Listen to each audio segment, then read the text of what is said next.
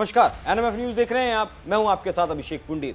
आजम खान, अब्दुल्ला आजम, तंजीम फातिमा, इस परिवार पर ऐसा लग रहा है जैसे मुसीबतों का पहाड़ लगातार टूटता जा रहा है और वो पहाड़ लगातार भारी होता जा रहा है, क्योंकि अभी पिछले ही हफ्ते आजम खान परिवार को 7 साल की सजा सुनाई गई फर्जी आधार कार्ड मामले में। और अब एक नया जो है केस का जिन्न बाहर आया है, जिसका नाम है जोहर यूनिवर्सिटी, जिसमें कहा जा रहा है कि इसमें 800 करोड़ रुपए से ज्यादा की लागत लगाकर ये जोहर यूनिवर्सिटी खड़ी की गई। लेकिन मजे की बात देखिए कि कागजों में जो इसकी कीमत है वो मात्र 60 करोड़ रुपए दिखाई गई है। मतलब 740 करोड़ रुपए के टैक्स का इसमें झोल जाल है। ये पैसा कहां से आया, किसने लगाया, इस बारे में कोई जानकारी नहीं है। हिसाब किताब केवल 60 करोड़ रुपए का है। लेकिन जब टीमें रामपुर पहुंची थी, उन्होंने इसका आकलन किया था, तो उन्होंने बताया, उन्होंने अपनी रिपोर्ट तैयार की। जो रिपोर्ट सरकार को सौंपी गई है उसमें बताया गया है कि इस जोहर यूनिवर्सिटी में जो खर्चा आया है वो करीब करीब 800 करोड़ रुपए से भी ज्यादा है। आरोप ऐसा भी लग रहा है, बातें दबी जुबान में ऐसी भी कही जा रही हैं कि जिस वक्त आजम खान मंत्री थे, अखिलेश यादव की सरकार में जब वो मंत्री थे, तब इस यूनिवर्सिटी का निर्माण किया गया और उस वक्त ही मंत्री रहते हुए जो विभागों का पैसा था वो यूनिवर्सिटी में खर्च कर दिया गया। ये यूनिवर्सिटी पहले भी हालांकि चर्चाओं में रह चुकी है, क्योंकि यहाँ से कुछ सरकारी मशीनें, साफ सफाई के लिए जो सरकारी विभागों में मशीनें थी वो आजम खान की यूनिवर्सिटी में से मिली थी। वहां खुदाई करने पर आजम खान की यूनिवर्सिटी से वो मशीनें बरामद की गई थी, जो कि बहुत खराब हालत में हो चुकी थी, जर्जर हालत में हो चुकी थी। आरोप ऐसे लगे थे कि मशीनें साफ सफाई करने के लिए मंगवाई गई थी, लेकिन उसके बाद ये मशीनें लौटाई नहीं गई। लेकिन इस मामले में भी कानूनी मामला है, जांच टीमें जांच कर रही हैं। और जो आधार कार्ड वाला मामला था उसमें जिसमें 7 साल की सजा हुई है वो भी पूरी तरीके से कानूनी मामला है। लेकिन अखिलेश यादव जो समाजवादी पार्टी के अध्यक्ष हैं वो कहते हैं कि आदरणीय आजम खान साहब को बीजेपी जबरदस्ती फंसाने का काम कर रही है। कई मौकों पर अखिलेश यादव को ऐसा कहता सुना गया है। एक बार आप भी सुनिए अखिलेश यादव का क्या कुछ कहना है।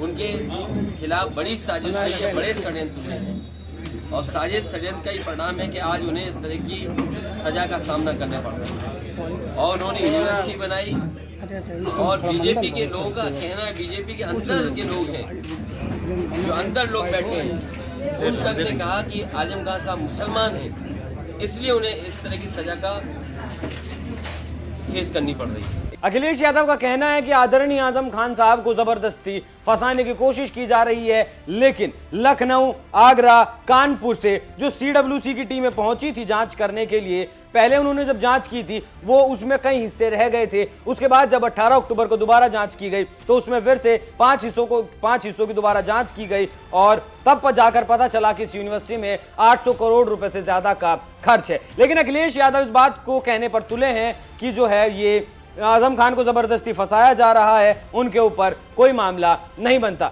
इसी को लेकर अखिलेश यादव ने 31 अक्टूबर को एक समाजवादी पार्टी के कार्यकर्ताओं की, पदाधिकारियों की इमरजेंसी मीटिंग बुलाई है, जिसमें आजम खान को लेकर एक बड़ा फैसला हो सकता है। और 2024 की जो रणनीति है, 2024 के लोकसभा चुनाव की जो रणनीति तैयार की जा रही है वो आजम खान के बिना, शायद ऐसा हो सकता है उस मीटिंग में कि वो आजम खान के बिना कैसे 2024 का चुनाव लड़ा जाए। क्योंकि कांग्रेस के साथ तो समाजवादी पार्टी उत्तर प्रदेश में दो हाथ कर रही है।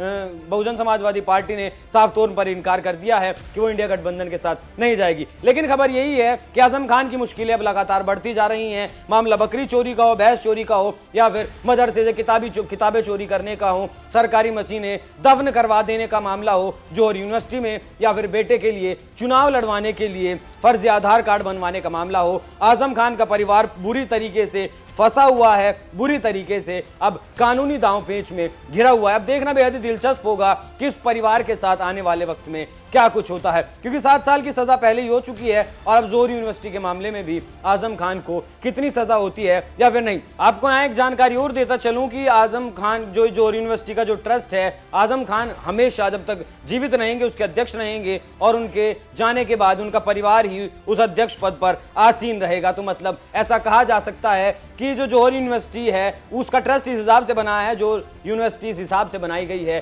कि आजम खान का परिवार उसका जो है मालिक रहे पूरी तरीके से। लेकिन अब आजम खान जिस तरीके से, आजम खान का परिवार, बेटा और पत्नी जिस तरीके से कानूनी दांवपेच में फंसे हैं, उसे देखकर तो ऐसा ही लगता है अब वो जल्द ही जो है इस कानून के शिकंजे से बाहर आने वाले नहीं है। आप इस पूरी खबर पर क्या राय रखते हैं? अपनी राय हमें कमेंट कर जरूर बताइएगा। नमस्कार।